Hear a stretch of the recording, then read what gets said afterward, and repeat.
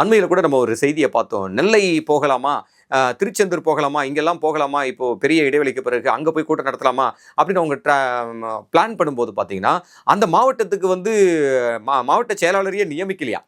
அப்படியா? அப்படின்னு விஜய் அவர்கள் வந்து கேட்டு ஷாக் ஆகுறாராம். இந்த மாதிரியான செய்திகள் எல்லாம் நம்ம பார்க்கும்போது, எந்த தலைவராச்சும் ஆ தன்னுடைய தனக்கு அடுத்த பொறுப்புகள்ல இருந்து, அதுக்கு அடுத்த 2, 3ஆம் நிலை கட்டத்துல இருக்கக்கூடிய நிர்வாகிகள், அதாவது மாவட்ட செயலாளர்கள் உட்பட இவங்கலாம் இருக்காங்களா? இல்லையா? யார் இருக்காங்க? அவரோட டீட்டெயில் என்ன? அவரோட பயோகிராஃபி என்ன? என்ன பின்புலம்? இதெல்லாம் வந்து தெரிஞ்சிருக்கணுமா? இல்லையா?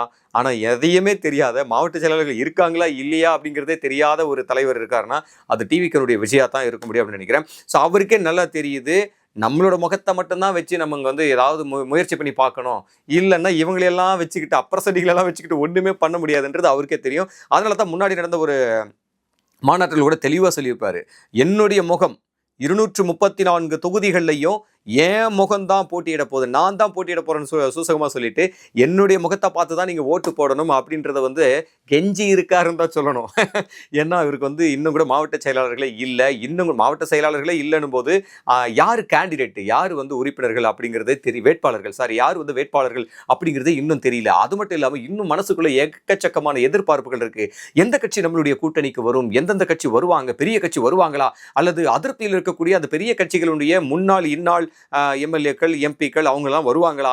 அப்படிங்கிற மிகப்பெரிய ஒரு எதிர்பார்ப்போட சிவப்பு கம்பளத்தை விரிச்சு டிவிக்கே வந்து விஜய் அவர்கள் வந்து ஐயோ வாங்கப்பா வாங்க யப்பா யாராவது வந்து தொலைங்கப்பா அப்படிங்கிற மாதிரி மனசுல எதிர்பார்த்துக்கிட்டு, ஆனா வெளியில மட்டும் ஒன்றும் கிடையாது, நான் தான் முதலமைச்சர் வேட்பாளர், வேற யாரையும் கூட்டணிக்கு நாங்க எதிர்பார்க்கவே இல்லை, கொள்கை எதிரி அவங்க, அரசியல் எதிரி இவங்க அப்படின்னு சொல்லிட்டு வந்து மத்தியில பாஜகவையும் இங்க தமிழ்நாட்டில் டிஎம்கேவையும் எதிர்த்துக்கிட்டே இருக்கிறாரு. மற்ற கட்சிகளான விமர்சனம் பண்ணாம சோப்பு போட்டுக்கிட்டே இருக்கிறதே நம்ம பார்த்துக்கிட்டு இருக்கோம். அதுதான் வந்து சொல்லுது கூட்டணி எதிர்பார்த்து ஏங்கி கை நீட்டி காத்துக்கிட்டு இருக்காரு டிவிகே விஜய் அப்படின்னு சொல்லிட்டு.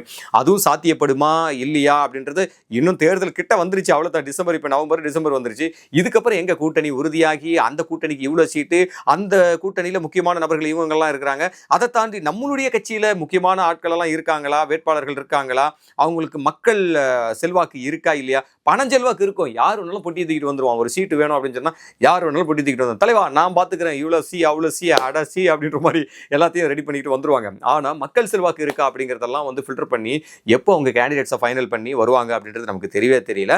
ஆனா இந்த இடத்துல தான் ஆர்வக்கோளாறான தொண்டர்கள், ஆர்வக்கோளாறான அந்த நடிகர் மீதான ஒரு பற்றின் காரணமாக ஒவ்வொரு தொகுதியிலும் 30,000 40,000 வாக்குகள் நிச்சயம் டிவிகே விஜய் அவர்களுக்கு அவருடைய முகத்திற்காக பதிவாகும் என்பது தவிர்க்க முடியாத ஒன்றுதான் அப்படிங்கிறது நம்ம இன்னைக்கு இப்போ இருக்கிற நிலவரத்தைப்படி நம்ம சொல்லிடலாம் அப்படின்னு நினைக்கிறேன்.